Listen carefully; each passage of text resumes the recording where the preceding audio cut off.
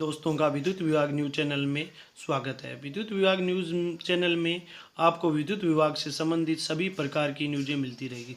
जो टीवी पर आती है वो भी, और कुछ विभाग से संबंधित जैसे जो भी ऑर्डर आते हैं वो मिलते रहेंगे। इसके लिए इस चैनल को आपको सब्सक्राइब करने हैं, सब्सक्राइब करें और ये घंटी वाला बटन है उसको भी दबाना ना भूलें, और ये घंटी वाला बटन दबाकर ताकि आपको नोटिफिकेशन मिलते रहे।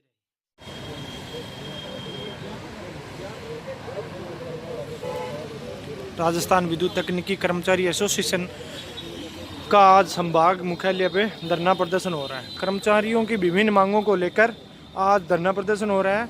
उसमें प्रदेश अध्यक्ष श्रीमान पृथ्वीराज जी गुर्जर साहब पधारे हुए हैं और जिन मांगों पे अभी सहमति बनी है उसके बारे में अभी आपको विस्तृत जानकारी देंगे।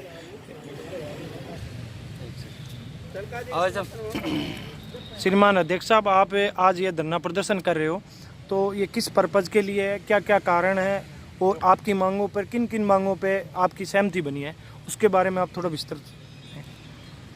आज मुख्य अभियंता महोदय बीकानेर जोन के समक्ष धरना प्रदर्शन रखा गया है। इसका मुख्य उद्देश्य है जो 2015 में जो कर्मचारी हड़ताल पे रहे थे उनकी लंबित 4 सीटें और मुकदमे, उसके संदर्भ में आज ये धरना रखा गया है। साथ ही साथ जो कर्मचारियों को एक सर्किल से दूसरी सर्किल में लगा दिया गया था उनको वापस उनके यथावत स्थान पर लगाने के लिए आज ये धरना रखा गया है। और इसमें माननीय मुख्य अभियंता महोदय से वार्ता हुई है। वार्ता के पश्चात जिन कर्मचारियों की अपील लगी हुई थी जोनल चीफ के यहाँ पे, उनको तुरंत निस्तारित कर दिया गया है। साथ ही साथ जिनकी अपील अभी नहीं लगाई है उनकी आज अपील लगाई गई है। 1-2 दिन में वो भी 4 सीटें निस्तारित कर दी जाएंगी। साथ ही स्थानांतरण से संबंधित जो भी मामले हैं उनके ऊपर माननीय एमडी साहब से परमिशन लेकर के और फिर उनके स्थानांतरण करने के लिए हमें आश्वस्त किया है। तो अब जैसे ये कितने दिनों में कार्रवाई जो है निस्तारण कर दिया जाएगा, स्थानांतरण की नीति है या जो भी है मैटर, वो कितने दिनों में हो जाने की संभावना है? स्थानांतरण के लिए अभी एमडी साहब से वार्ता होनी है। वार्ता के पश्चात अगर एमडी साहब अप्रूवल देते हैं तो आज ही ट्रांसफ़र भी हो जाएंगे। साथ ही 4 सीटें हैं वो विद इन 48 आवर्स क्लियर कर दी जाएंगी सभी कर्मचारियों की। तो कुछ कर्मचारियों पे अभी भी एफआईआर पेंडिंग पड़ी है, उनके लिए आपने क्या प्रयास कर रहे हो, आप अपने स्तर पर क्या कुछ किया है, इसके बारे में थोड़ा सा।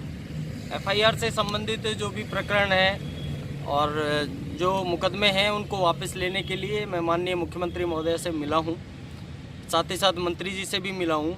और मुकदमे वापस लेने के लिए मुख्यमंत्री जी यस भी कर चुके हैं, लेकिन विधानसभा चल रही थी, इस वजह से पूर्ण रूप से इसको अमली जामा नहीं पहनाया जा सका है। अभी कुछ अधिकारी भी इधर उधर डिस्टर्ब होते रहे, उसकी वजह से ये काम अभी पेंडिंग है, लेकिन जल्दी मुकदमे भी वापस हो जाएंगे। अच्छा, एक अभी निगम ने एक ऑर्डर निकाला है ऑप्शन फार्म का, तो ऑप्शन फार्म में किन किन कर्मचारियों को, जैसे 2007 के है, 2008 में है, और जो जिन्होंने अभी तक 2-2 प्रमोशन ले लिए हैं, उनके लिए क्या है ऑप्शन फार्म में, क्या करना चाहिए, क्या है, कितनी सैलरी का इजाफा होगा, इसके बारे में थोड़ा सा।